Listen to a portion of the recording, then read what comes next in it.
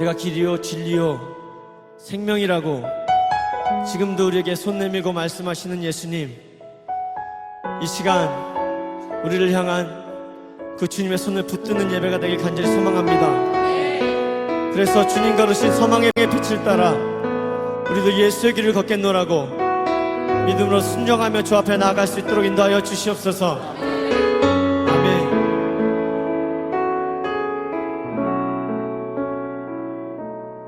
안개 속에서 주님을 보내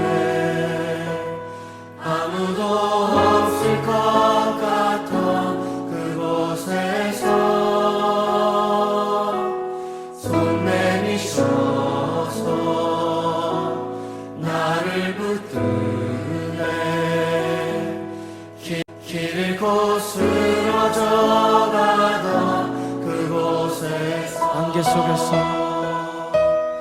안개 속에서 주님을 보내 아무도 없을 것 같은 곳에서 손 내미셔서 나를 붙드네. 길 잃고 쓰러져가던 그곳에서 주 말씀하시네. 내 손 잡으라고 내가 곧 길이요 진리 생명이니. 아멘. 나 그 길을 보내 주 예비하시고 다른 길로 돌아서지 않으리. 예수의 길 그 좁은 길 나는 걷네. 주 손 잡고 그 무엇도 두렵지 않네. 주님 주신 약속 내게 있으니 세상의 길 그 험한 길 승리하네. 성령으로 그 무엇도 바라지 않네. 저 하늘에 내 소망 있으니. 다시 한번 믿음으로 고백하십시다. 안개 속에서 주님을 보내 아무도 없을 것 같던 그곳에서 손 내미셔서 나를 붙드네. 길 잃고 쓰러져가던 그곳에서 주 말씀하시네.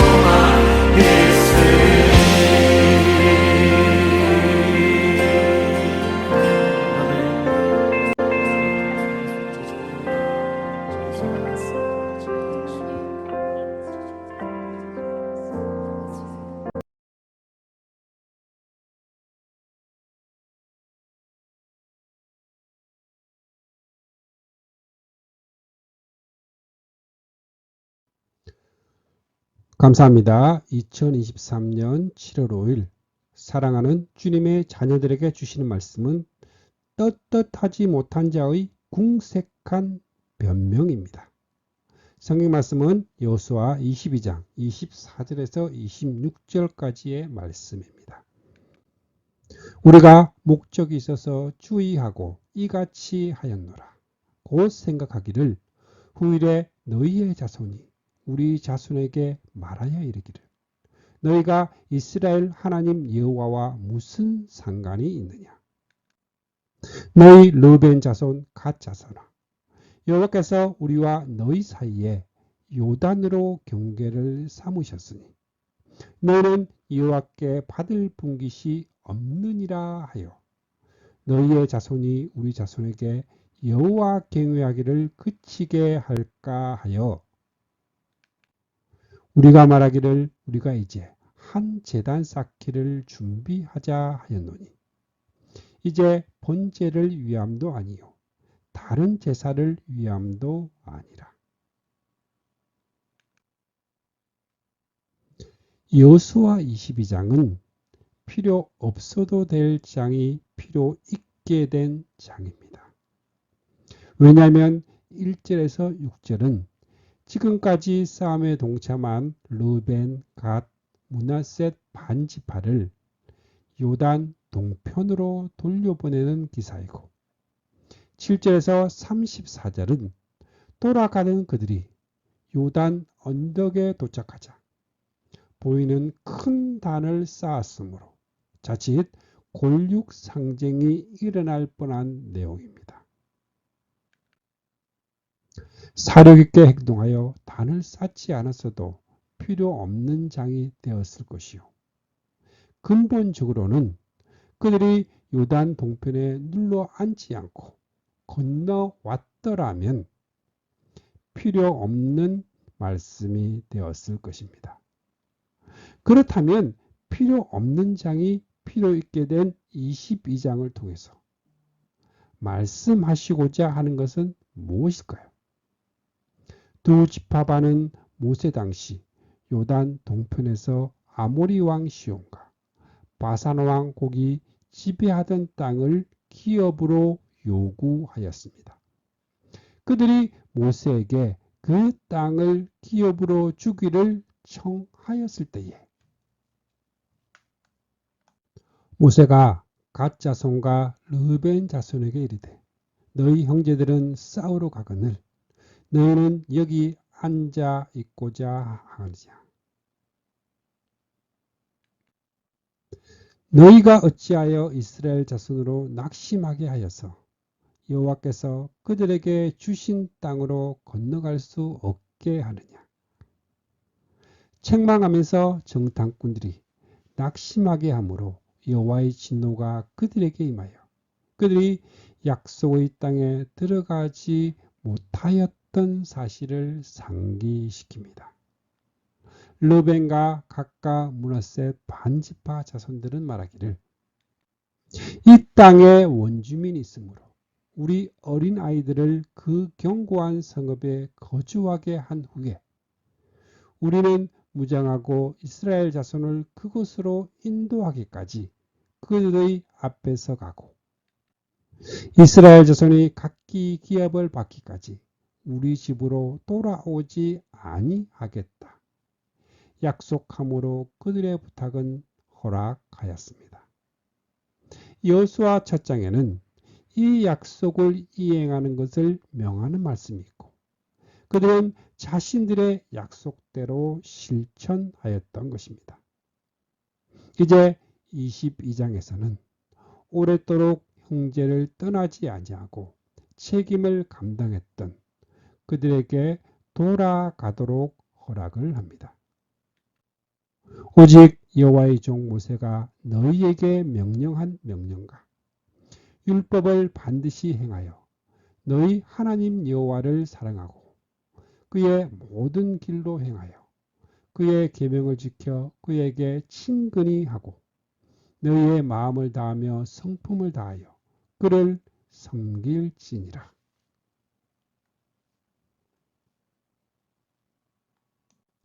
분부한 후에 축복하여 보냅니다.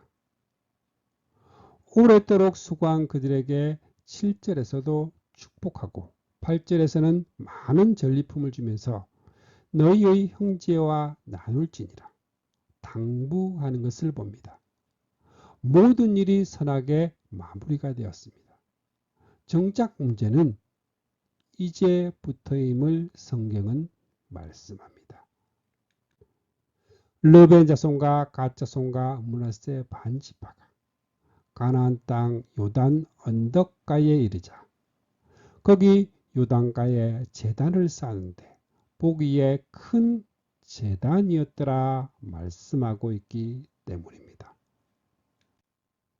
그들은 왜 제단을 쌓을 생각을 하였을까요? 그동안 처자식을 오랫동안 떨어져 있던 것이 문제가 아니라 문제는 이제부터 시작임을 직감했기 때문입니다. 자신들의 문제가 아니라 자손 후손들의 문제예요. 지금이 문제가 아니라 후일이 문제임을 생각했기 때문입니다.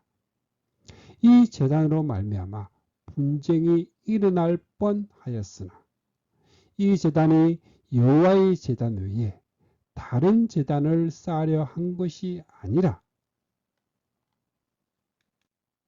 후일에 너희 자손이 우리 자손에게 말하여 이르기를 너희가 이스라엘 하나님 여호와와 무슨 상관이 있느냐.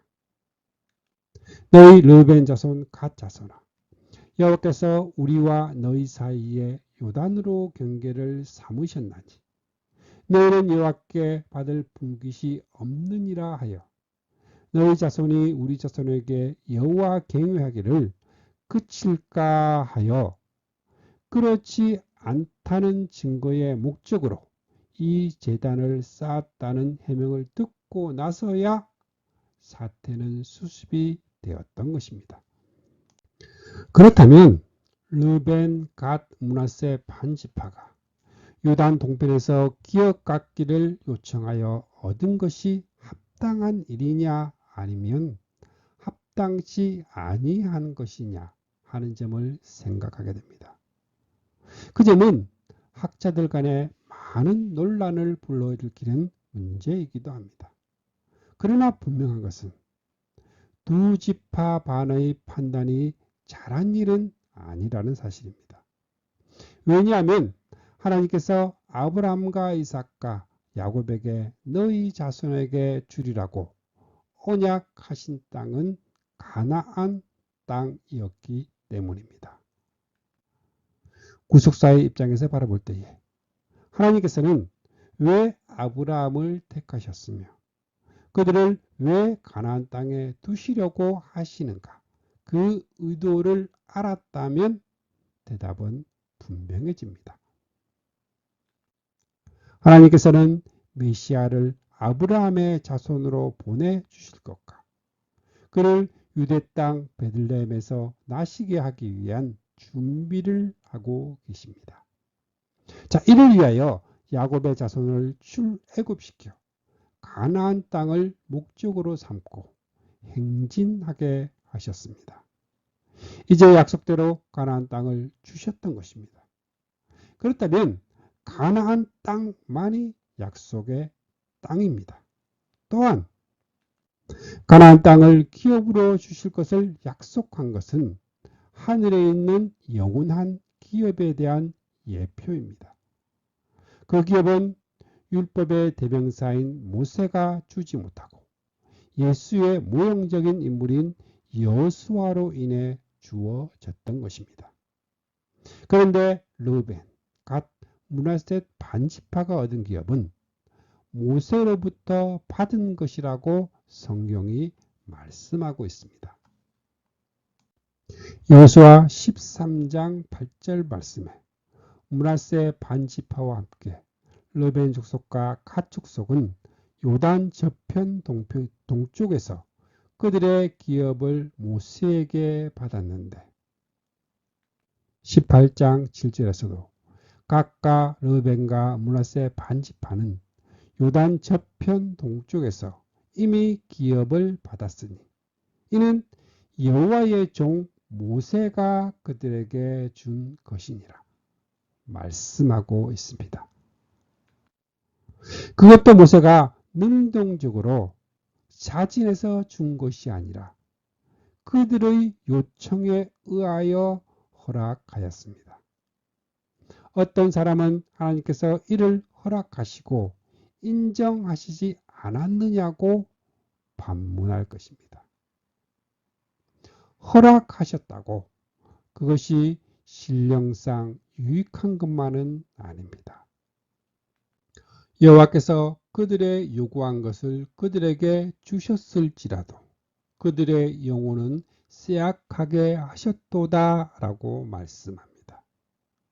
또한 모세가 주었다는 말씀 속에는 더 깊은 뜻이 함축되어 있습니다. 모세가 구하옵나니 나로 건너가게 하사 요단 저쪽에 있는 아름다운 땅, 아름다운 산과 레바논을 보게 하옵소서 하고 간구하였을 때에 하나님의 응답은 그만해도 족하니 이 일로 다시 내게 말하지 말라 하시면서 너는 비스가 산 꼭대기에 올라가서 눈을 들어 동서남 북을 바라보고 내 눈으로 그 땅을 바라보라.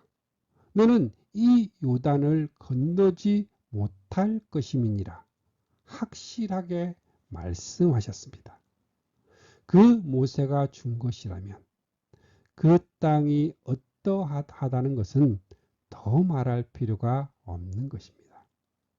그러함에도 그들은 모세에게 이 땅을 당신의 종들에게 그들의 소유로 주시고 우리에게 요단강을 건너지 않게 하소서 하고 요청했던 것입니다. 맙소사, 요단강을 건너지 못한다는 것이 얼마나 불행한 일인 줄을 그들은 몰랐던 것입니다. 민수기 32장에 보면 그들이 야셀 땅과 길라 땅을 본즉 그곳은 목축할 만한 장소인지라 말씀하고 있습니다. 그 땅은 목축하기에는 적당한 땅이지만 언약 백성들에게는 적당하지 못한 곳입니다. 그들은 말하기를 우리가 이곳에 우리 가축을 위하여 우리를 짓고 우리 어린 아이들을 위하여 성읍을 건축하고 자신들만 요단강을 건너가 싸우러 가겠다고 말합니다. 이 요청은 어디서 듣던 말 같지 않습니까? 출애굽 당시 바로가 제의해 온 타협안입니다. 내가 너희의 어린 아이들을 보내면 여호와가 너희와 함께 함과 같으니라. 너희 어린 것들은 머물러 두고 너희 장정들만 가라고 합니다. 또 그 다음 타협안은 너희는 가서 여호와를 섬기되 너희의 양과 소는 머물러 두고 너희 어린 것들은 너희와 함께 갈지니라. 이것은 다름 아닌 사탄의 강교한 타협입니다. 그런데 두 지파반은 분별력도 없이 이 제의에 타협하고 있으니 얼마나 어리석은 일입니까? 오늘의 말씀에서 너희의 자손이 우리 자손에게 말하여 이르기를 너희가 이스라엘 하나님 여호와와 무슨 상관이 있느냐? 여호와께서 우리와 너희 사이에 요단으로 경계를 삼으셨나니 제단을 쌓았노라 말한 것을 보면 그들도 뒤늦게나마 불안하였고 마음에 걸렸던 것이 분명합니다. 사실 민수기 34장을 보면 하나님께서 이스라엘에게 주신 기업 곧 가나안 사방 지경을 말씀하고 있는데 너희의 동쪽 경계는 하살 에난에서 그 스밤에 이르고 그 경계가 또 스밤에서 라블라로 내려가서 아인 동쪽에 이르고 또 내려가서 긴네렛 동쪽 해변에 이르고 그 경계가 요단으로 내려가서 여매에 이르나니 너희 땅의 사방 경계가 이러하니라. 갈릴리 바다에서 긴네렛 동편 해변에서 요단 강으로 내려가서 여매까지 사해까지로 되어 있습니다. 요단 동편. 요단 동편은 포함이 되어 있지 않습니다.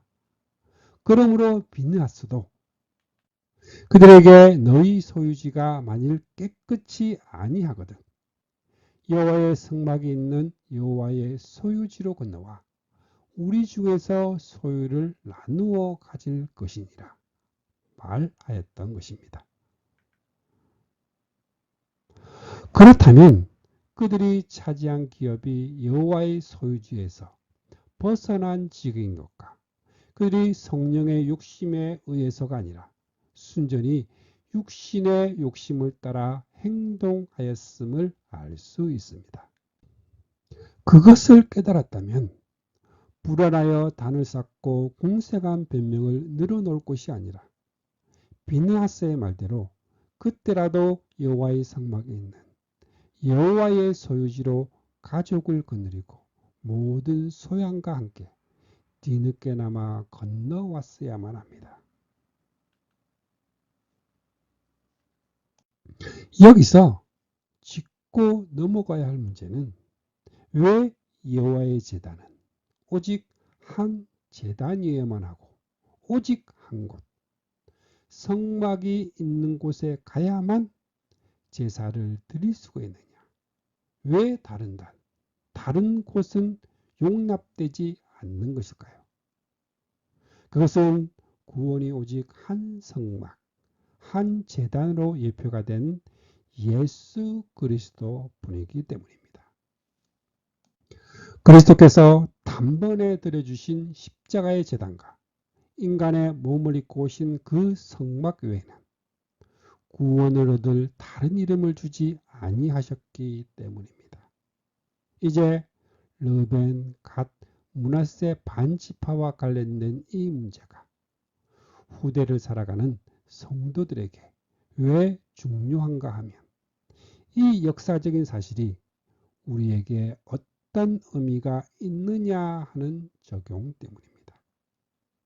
신약성경은 말씀합니다. 히브리서 4장 1절 말씀에 그러므로 우리는 두려워할지니 그의 안식에 들어갈 약속이 남아 있을지라도 너희 중에는 혹 이르지 못할 자가 있을까 함이라.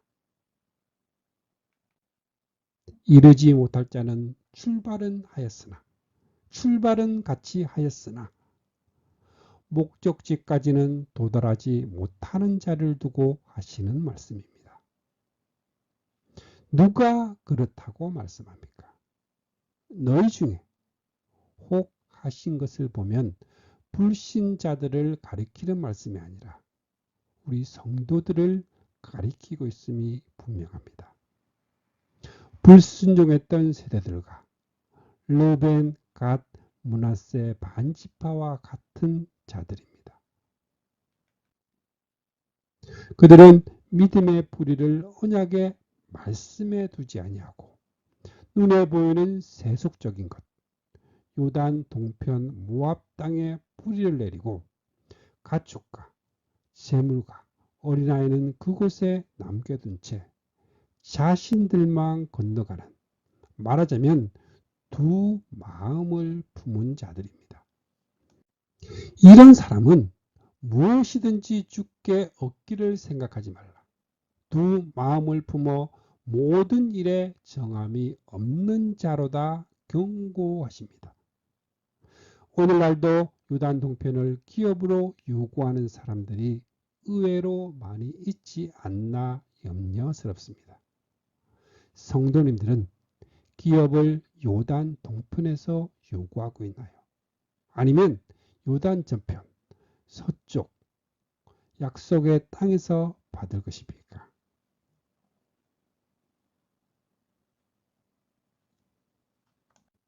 여호수아 23장 너희 하나님 여호와입니다. 여호수아의 역사는 사실상 22장에서 끝나고 있습니다. 여호수아 23장, 24장은 임종을 앞둔 여호수아의 마지막 교훈이며 권면입니다. 여호수아 23장은 여호와께서 주위의 모든 원수들로부터 이스라엘을 쉬게 하신 지 오랜 후에 여호수아가 나이 많아 늙은지라 이렇게 시작을 합니다. 너희의 하나님 여호와 그는 너희를 위하여 싸우신 이시니라. 이스라엘 백성이 가나안 땅을 정복하고 안식할 수 있었던 것은 여호와 그는 너희를 위하여 싸우셨기 때문입니다.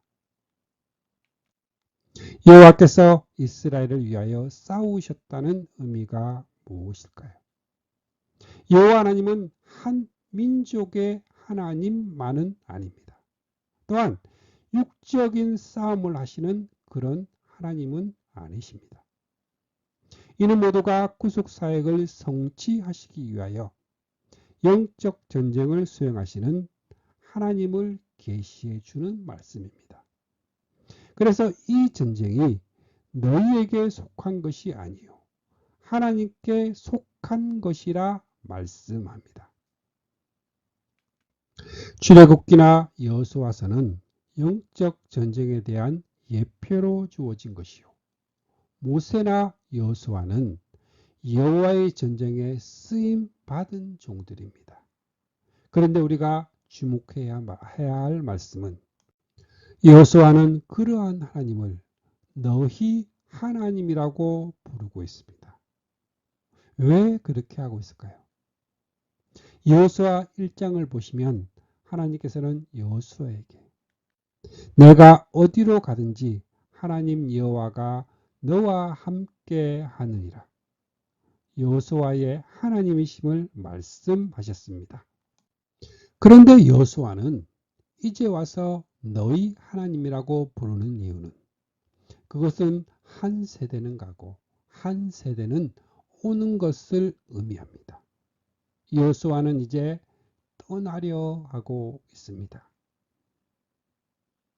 그동안 여호수아와 함께하면서 여호와의 전쟁을 수행하게 하셨던 하나님은 이제 너희와 함께 하시는 너희 하나님이 되셔서 구속의 역사를 완성하실 때까지 싸움을 계속하여 나가실 것을 의미합니다. 그래서 여호수아는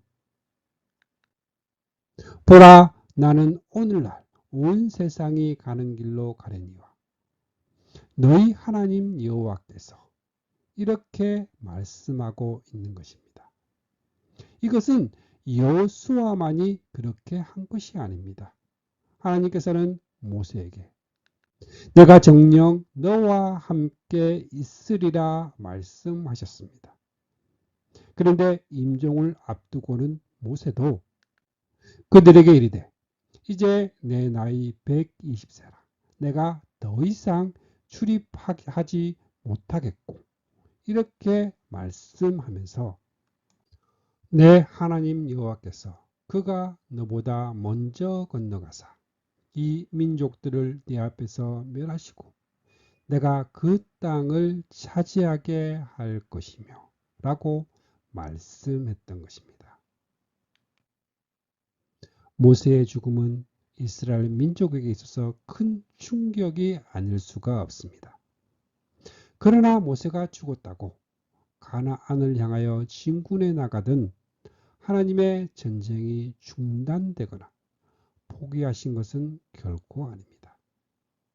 모세와 함께 하시던 하나님은 내가 모세와 함께 있던 것 같이 너와 함께 있을 것임이니라. 여호수아 너희 하나님이 되셔서 너보다 먼저 건너가사 이 민족들을 내 앞에서 멸하시고 그 땅을 차지하게 하심으로 구속의 역사는 중단 없이 추진되고 있는 것입니다. 여호수아서는 다름 아닌 이 말씀의 성취입니다. 그런데 이제는 여호수아가 떠날 때가 되었습니다. 그는 다음 세대에게 넘겨주면서 너희 하나님 여호와라고 부르고 있습니다. 모세도 떠났고 여호수아도 떠나려 하나 하나님은 떠나지 아니하십니다. 예수 그리스도는 어제나 오늘이나 영원토록 동일하십니다. 그러므로 오늘의 말씀에서 여호와 하나님께서 과거에 행해 주신 일과 현재 이루어 주신 일과 미래에 행하실 일을 말씀하고 있습니다. 그는 너희를 위하여 싸우신 이시니라. 지금까지 싸워주셨던 하나님이심을 말씀합니다.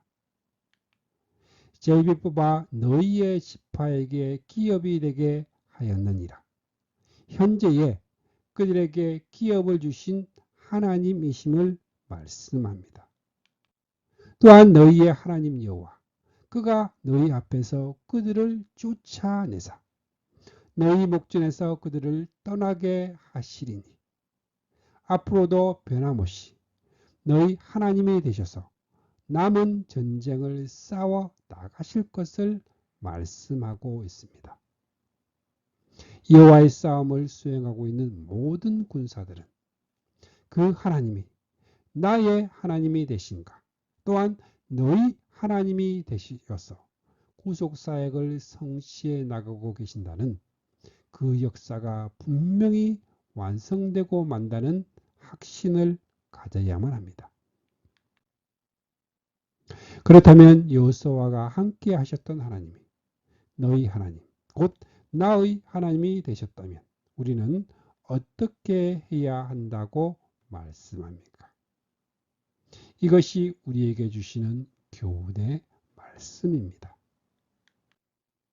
그러므로 너희는 크게 힘써 모세의 율법책에 기록된 것을 다 지켜 행하라. 그것을 떠나 우로나 자로나 치우치지 말라. 책에 기록된 것 이것이 표준입니다. 그 표준에서 우로나 자로나 치우치지 아니한다면 그곳에는 직선이 그어질 수밖에 없습니다. 이 선이 하나님을 나의 하나님으로 고백한 성도들이 행할 길입니다.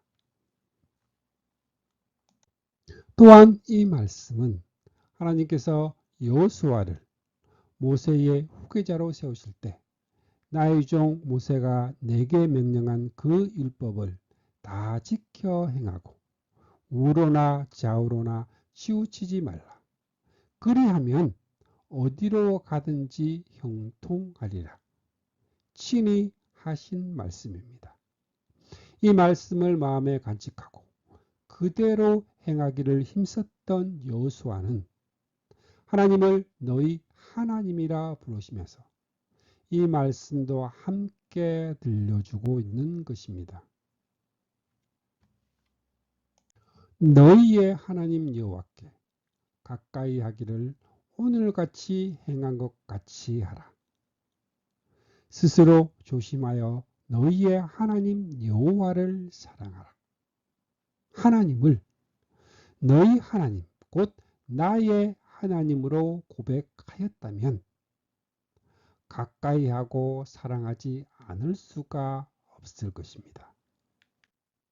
너희가 만일 돌아서서 한마디로 세속화하지 말라는 분부입니다. 가나안 족속들을 가까이 하고 더불어 혼인하며 피차 왕래하며 확실히 하라. 그들이 너희에게 올무가 되어 채찍과 가시가 되리라. 경고합니다. 그러나 슬프게도 그들은 이 말씀을 명심하지 않았습니다. 너희의 하나님 여호와께서 너희에게 말씀하신 모든 선한 말씀이 너희에게 임한 것 같이 여호와께서 말씀하신 모든 불길한 말씀도 너희에게 임하게 하사 경고한 말씀이 그들에게 그대로 임하고 말았던 것입니다. 하나님의 선한 말씀, 구원만 응하여지는 것은 아닙니다. 불길한 말씀, 멸망도 응하여진다는 사실을 명심하여야 합니다. 주감사교회 모든 성도님들은 모세, 여호수아, 베드로, 바울 등만 구속의 역사를 성취해 나가시는데 쓰임을 받은 것이 아닙니다. 그들은 그들의 시대에 주어진 사명을 훌륭하게 감당하였고 이제 구속사의 무대에 등장한 주인공은 바로 전투적인 교회에 속한 하나님의 백성들입니다. 이제 하나님은 형제와 자매의 하나님이십니다. 우리의 하나님이십니다. 성도님들을 구속의 역사를 성취해 나가시는 하나님에 의하여 택하시고 부르셔서 쓰임을 받고 있는 사역자들입니다. 신구약의 모든 성도들은 창세기에서 시작하여 계시록에서 완성되는 구속사역의 동일선상에서 여호와의 전쟁을 수행하고 있는 하나님의 군대들입니다. 마음을 강하게 하고 담대히 하십시오. 책에 기록된 말씀에 근거하여 너희 하나님 여호와를 가까이 하고 너희 하나님 여호와만을 사랑하는 주님의 자녀들이 되시기를 축복합니다. 아멘.